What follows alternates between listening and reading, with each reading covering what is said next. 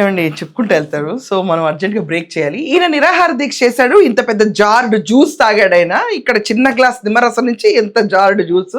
కేవలం ఒక 12 గంటల పాటు ముఖ్యమంత్రి గారిని పిలిపించుకున్న శ్యామల చేసిన స్పూఫ్ మెటీరియల్ అయిన తర్వాత అంబటన్ ఇంత, అంబటన్ అంత, అంబటన్ ఓహో అని చెప్పి 4 కొట్టించుకుని పెద్ద వీర తిలకం దిద్దుకెళ్తే కనీసం అంబటి గారు ఎంత లేదన్నా 10 రోజులు 15 రోజులు కూర్చోవాలి. కూర్చుంటే ప్రభుత్వం దద్దరెళ్తుంది. వైసీపీ నుంచి కాపుకుల టైగర్ ఉన్నాడని చెప్పి రియలైజ్ అవుతాం. కాపేం కర్మ, మీ అల్లులందరూ కమ్మరే కదా, కమ్మకుల టైగర్ కూడా నేనే అని చెప్పి బిరుదు తెలుసుకోవచ్చు.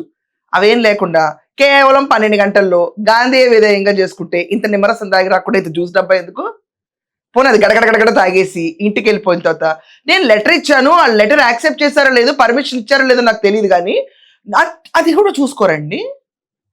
అది కూడా చూసుకోరా? చంద్రబాబు నాయుడు గారిని అరెస్ట్ చేసినప్పుడు ఎఫ్ఐఆర్ కాపీ ఇవ్వకుండా అరెస్ట్ చేసుకెళ్లారు. ఈ ప్రభుత్వంలో మీరు అప్లై చేసుకుంటున్నప్పుడు కనీసం పర్మిషన్ ఇచ్చలేరు కూడా చూసుకోరా? అందరూ అక్కడే కూర్చున్నారు కాబట్టి నేను అక్కడే కూర్చున్నా అంట.